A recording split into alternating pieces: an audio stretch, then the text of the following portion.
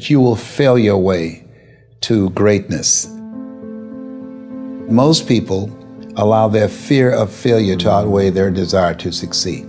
When you're willing to fail again and again and again, when you make up your mind to become unstoppable, when you make up your mind to become a no matter what person, then that will then give birth to a part of yourself that you don't know right now. Imagine, if you will, being on your deathbed and standing around your bed, the ghost of the dreams, the ideas, the abilities, the talents given to you by life, and that you, for whatever reason, you never went after that dream. You never acted on those ideas. You never used those talents. You never used those gifts. And there they are standing around your bed, looking at you with large, angry eyes, saying, "We came to you, and only you could have given us life. And now we must die with you forever." See, most people stop short of their dreams and park and get off the highway of life because of the rejections of life. You will always be rejected. It's no big deal.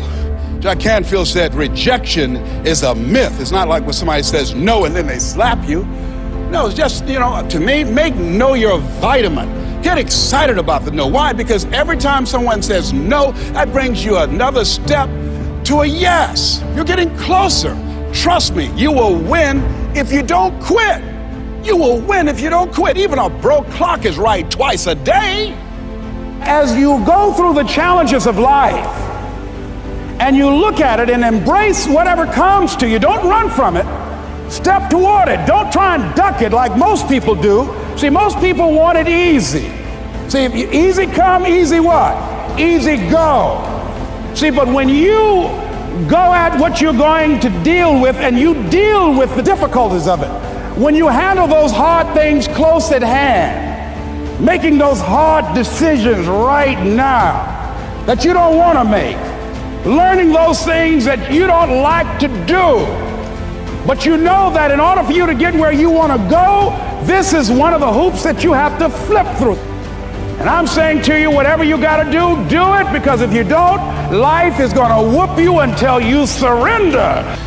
You have something that you brought to the universe, and that if you decide that my life deserves my developing this what I do well, and becoming the best at it, and mastering myself, and seeing what I have within me, if you decide to drop your buckets where you are and develop your gifts, I grant you, you'll never ever be without. I grant you that your gifts will take you places that will literally amaze you. I grant you that if you begin to work to develop your gifts, you'll develop a strong sense of happiness. You'll get a larger vision of yourself, because part of beginning to get a larger vision of yourself, all of us need some area of our lives where we can have a feeling of competence. That people know when they think about this area, that's something you do. That you eat and sleep that. And that you do that. You do that. Changing is not easy. That changing your life, changing habits, reinventing yourself, picking yourself up after life has knocked you flat on your back. I've got to say, when life knocked you down, try and land on your back, because if you could look up, you could get up. Well, that sounds cute, but that's not easy. When I was diagnosed with prostate cancer 17 years ago, that first time that happened, I said, hey, I can handle this. Then when it came back a year later, last year, 17 years later, and this time it had metastasized to 7 areas of my body and ate 40% of my T1 vertebrae. Now the stakes are higher. Is this life saying, okay, Mr. Motivator, you beat cancer the first time. What you gonna do now? I started laughing. When the doctor told me, he said, why are you laughing? Are you in denial? I said, no. I said, I feel like Mother Teresa. He said, what do you mean? She said, Lord, I know you know how much I can bear. I just wish you to have so much confidence in me. I said, the stakes are higher. So I've got to dig in and got to fight more, because at the end of the day, life is a fight for territory. And once you stop fighting for what you want, what you don't want will automatically take over. And so it's a fight, it's a challenge in life every day. And what we have to do is embrace it. What we have to do is see it as a project to be worked on. In life, you will always be faced with a series of God-ordained opportunities, brilliantly disguised as problems and challenges. And so I see even cancer as a gift, as a God-ordained opportunity. If you died today, what dreams, what ideas, what talents, what books, what music, what leadership, what voice will die with you? There are a lot of people who are biting their fingers in fear that they might lose their jobs. But there are few people who have decided within themselves, I'm going to make it. Some people aren't waiting to be cut. Some people are moving on their own because they feel within themselves, I've got what it takes to make it. They're not afraid about tomorrow because of how they see themselves, because of what they feel that they deserve, because of what they feel that they can create for themselves. Because these people have decided, as they look at the future, as they look at themselves, there's a way. Where there's a will, there's a way for me to begin to create a way out of no way. And when you have that kind of consciousness, when you have that kind of spirit, nothing can stop you. Nothing.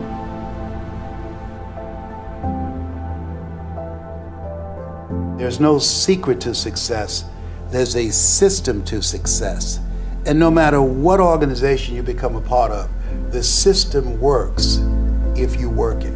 If you don't work it, it won't work. But it works if you work it. And that's one 4-letter word that most people don't like. They're not willing to work. There are winners, and there are losers, and there are people who have not discovered how to win. And all they need is some coaching. All they need is some help and assistance, just a little support. All they need is some insight or a different strategy, a plan of action to make some adjustments that will open up the key to a whole new future for them, that will give them access to the unlimited power that they have within themselves. That's all that they need. So what I want you to do is think about something you want for you, that's real for you, that's important for you, that will give your life some special meaning and power. And I don't even want you to say, I can do that.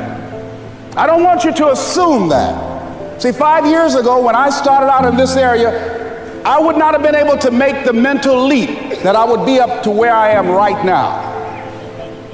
I don't want you to begin to just psych yourself out. No. I want you to be able to say something to yourself that will enable you to maintain a level of integrity with yourself. That when you say this, even when you face tremendous setbacks, it will be a benchmark to keep you in the game, to keep you moving forward and experimenting and readjusting your strategy and your plan of action, continuously looking for ways to win. I think we have to reflect on, who am I? Why am I here? What drives me? If I died today, what 3 words would I want said about me if I died today? You know, what is it that defines me? You know, and how do I define myself?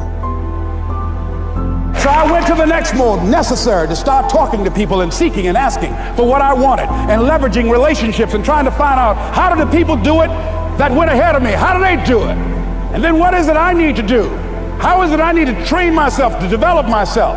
What's the resources that will be required in order to make it happen? And as I start seeking out and asking questions, I started running into people who said, I know someone who can help you do that.